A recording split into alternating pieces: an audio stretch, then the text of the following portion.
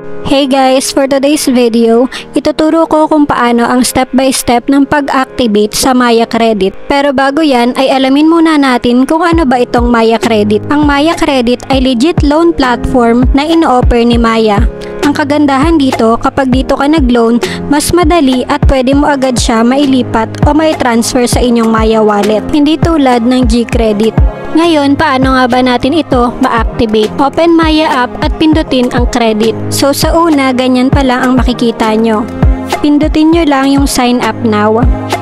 And ganyan yung lalabas. Stay tuned for Maya Credit. Kapag ganyan ang nakita nyo, hintayin nyo lang mag 1 week. After 1 week, balikan nyo ulit siya at ganito na ang makikita nyo. May nakalagay ng activate now. Pindutin ang activate now. At may makikita kayo na kailangan nyong fill outan. Sagutan ang lahat ng kailangan nyong fill outan. Tulad ng billing end date, billing email address, gender, marital status, at alternate mobile number. Sa billing end date, kayo ang mamimili ng araw kung kailan ang end date o cut-off nyo. Halimbawa, ang napili ko dito ay itong every 21st of the month. So, yung nagamit ko mula, for example, August 9 to 21, yun yung dadating na bill sa billing statement ko na kailangan kong bayaran. Sa billing email address naman, ang ilalagay nyo dyan ay ang inyong email address dahil doon nila isasend ang inyong e-statement of account. Choose your gender and your marital status. At dito naman ay optional lang kung gusto nyo maglagay ng alternative mobile number.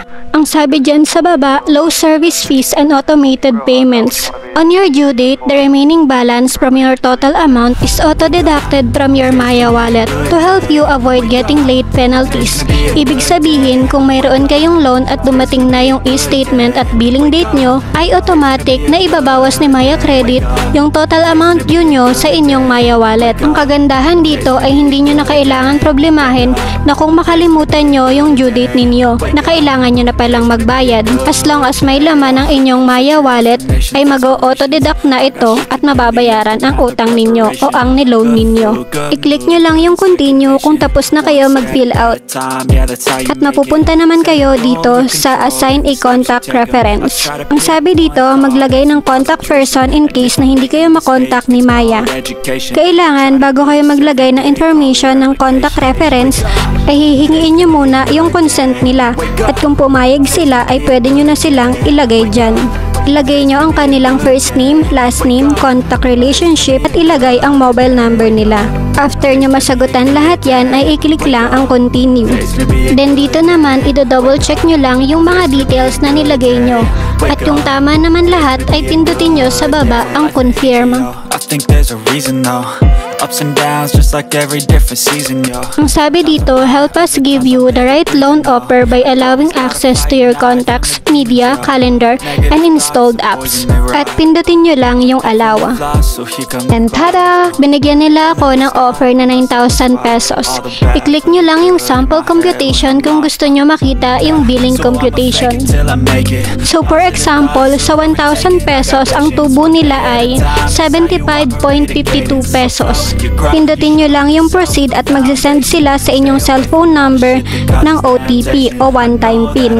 Kapag nailagay nyo na yung OTP, i-click nyo lang ang verify.